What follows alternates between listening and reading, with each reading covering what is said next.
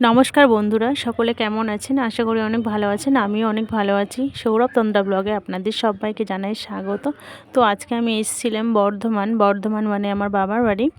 সেখানে ছিল নবান্ন উৎসব। নবান্ন উৎসব মানে কি হয় আপনাদের বলে রাখি, অঘ্রাণ মাসে যে নতুন ধান ওঠে, সেই ধান বিভিন্ন রকম ফল দিয়ে চাল বেটে খেতে হয়, আর নতুন ধানের পায়েস খেতে হয়। এটাই হচ্ছে আমাদের নবান্ন উৎসব।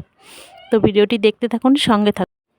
তো শুধু এইটাই নিয়ম না, আরও অনেক রান্নাবান্না করতে হয়, সেই রান্নাবান্না করে খেতে হয়।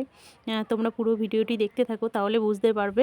তো চলো, পুরো রান্না সব কমপ্লিট হয়ে যাক, তারপর তোমাদের দেখাবো যে আজকের মেনুতে কি কি আছে বা কি কি রান্না হয়েছে, কি নিয়মে আছে, তোমাদের সবটাই দেখাবো। চলো তোমাদের দেখাই কি কি রান্না করেছি। এটা ছিল ভাত, একদম ধোঁয়াটা গরম ভাত। এটা ছিল বিউলির ডাল।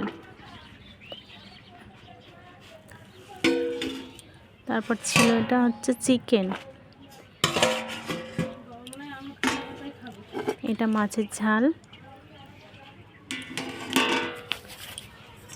দেখতে ওয়াও ছিল। তারপর ছিল বেগুন ভাজা আর আলু ভাজা। এটা ছিল লাউ শাকের চচ্চড়ি। আর লাস্টে যেটা ছিল সেটা হচ্ছে মাছের টক। তো চলো, বরমশাই খেতে বসে গেছে। কলা পাতায় খাওয়ার মজাই আলাদা, দারুণ লাগে। আজকের দিনে এই সময় আমরা কলা পাতায় খাই। তো ভিডিওটি আজকে এখানে শেষ করলাম। সকলের যদি ভালো লাগে অবশ্যই লাইক কমেন্ট শেয়ার করে দিও, আর অবশ্যই চ্যানেলটিকে সাবস্ক্রাইব করে পাশে থেকো। সকলে ভালো থেকো, সুস্থ থেকো, টাটা।